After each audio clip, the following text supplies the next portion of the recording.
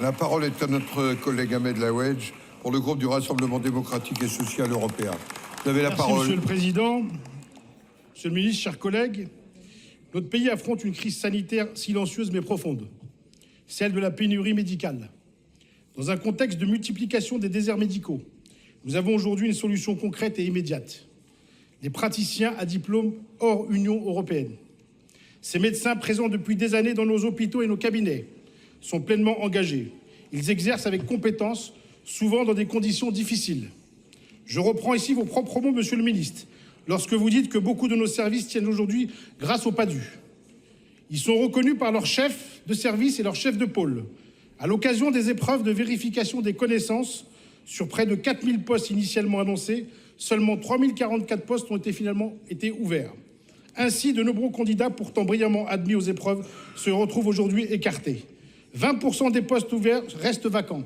Un constat alarmant qui souligne l'absurdité de la situation. Des médecins compétents et indispensables restent sur la touche alors que les déserts médicaux s'étendent chaque jour davantage. Monsieur le ministre, vous avez promis une simplification de leur parcours. Mais pourquoi attendre 2026 ? Pourquoi reporter une réforme alors que ces praticiens compétents sont disponibles immédiatement ? Dans l'urgence sanitaire que nous connaissons, je vous demande donc très concrètement, pourquoi ne pas agir sans délai par décret ou voie réglementaire pour valider l'intégration de ces médecins indispensables à nos territoires ? Je souhaite conclure mon intervention en y associant mon collègue Jean-Yves Roux, très engagé sur ces sujets de santé dans les territoires. Et je veux remercier chaleureusement les médecins présents aujourd'hui dans les tribunes. Leur engagement mérite notre reconnaissance, mais surtout notre action. Merci. Pour vous répondre, la parole est au ministre chargé de la Santé et de l'accès aux soins, Monsieur Noder. Merci, Monsieur le Président. Mesdames et Messieurs les sénateurs, Monsieur le sénateur Laouedj, vous avez raison et je partage beaucoup de ce que vous avez dit. Effectivement, les déserts médicaux sont une des principales préoccupations de nos concitoyens. C'est pour ça que le Premier ministre a souhaité, dans le Cantal, faire un certain nombre de déclarations et laisser un certain délai assez court pour pouvoir proposer des solutions rapides dès le mois de septembre.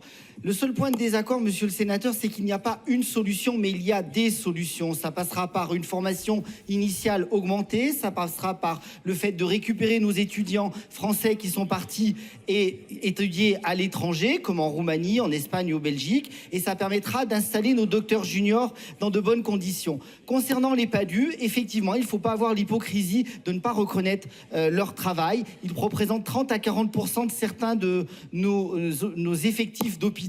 Et ils assurent une grande partie de l'offre de soins sur notre territoire.